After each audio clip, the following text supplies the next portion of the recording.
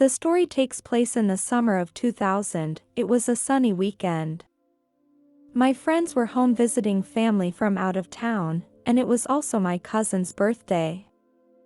My cousin had set the party at a kayak club so that everyone wouldn't be too bored. Due to the traffic jam, we arrived at the river later than the others, who were all already down the river. My friend and I had also booked kayaks. My friend had not done kayaking before and she was a bit scared. I reassured her that I had done it a few times before and it was safe. Since we were late, they only had one canoe left.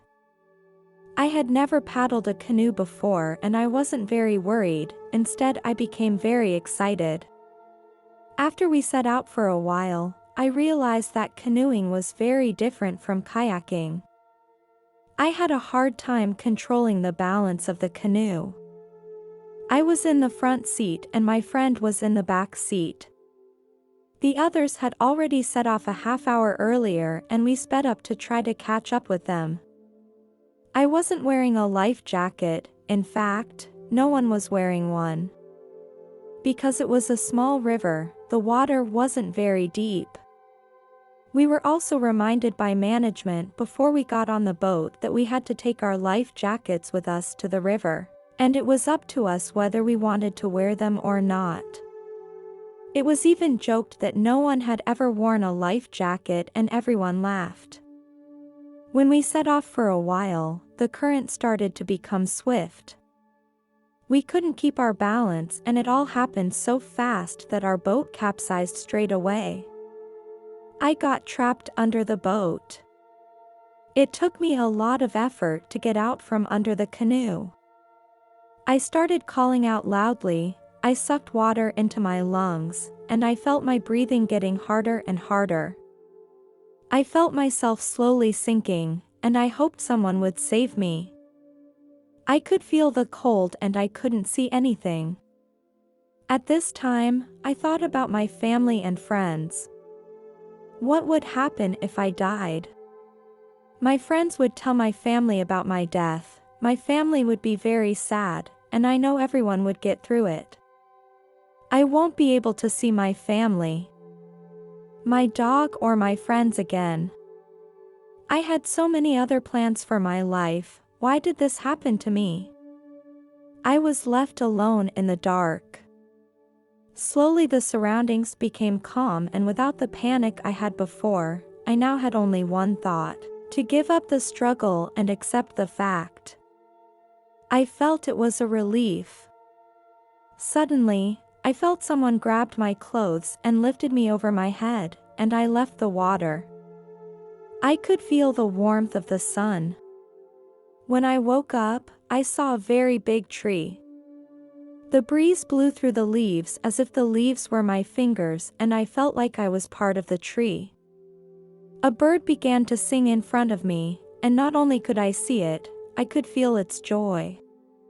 So many things were happening around me. I don't have to turn around to see it because I can see everything around me at the same time. I can also see at the same time what's happening down there, where my friend just climbed out of the water. I also saw myself, and there she was, lying there, no longer breathing. It didn't seem to be a problem for me. I had said goodbye to my old life. There was no pain or sorrow here, only love and happiness. When I looked at my friend again, she was screaming for help. My friend was wearing a life jacket, so she was not in danger. Then, I heard a voice, "What do you want to do next?" I understood that I needed to make a choice. Choose a new way of life or go back to the way things were. I knew God was with me because I could feel His love. This love was so strong that I was torn and didn't know what to do. No one guided me to make a decision, the matter was completely up to me. I saw the desperate look on my friend's face as I made my choice.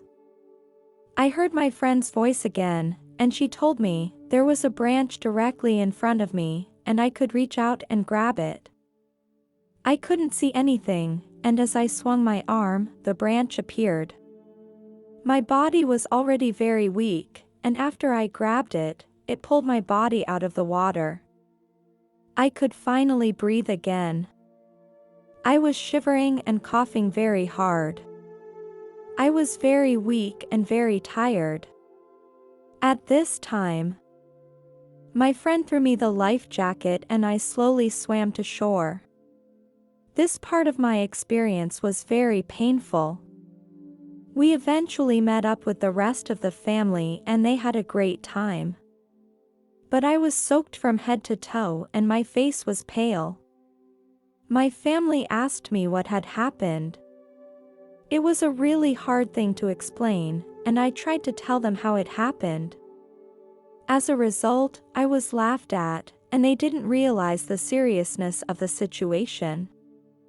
They also thought I was exaggerating.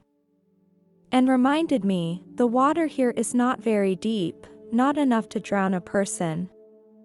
They didn't understand what I was going through underwater. I was very tired, and I didn't want to keep arguing with them like this. I stopped trying to convince anyone of my experience.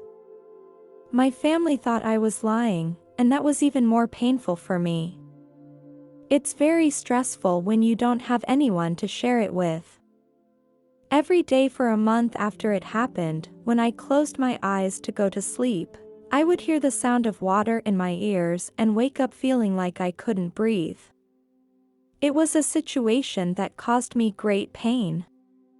Later, I went to the hospital and the doctor prescribed me some sleeping pills. To this day, I am still very afraid to get in a canoe again and still very afraid of the water. I know what it's like to die, and if you have family or friends who tell you that they had a similar experience, believe them. They have been through more than you can imagine. After this incident, I became even more determined in my faith. Heaven is real and God is real.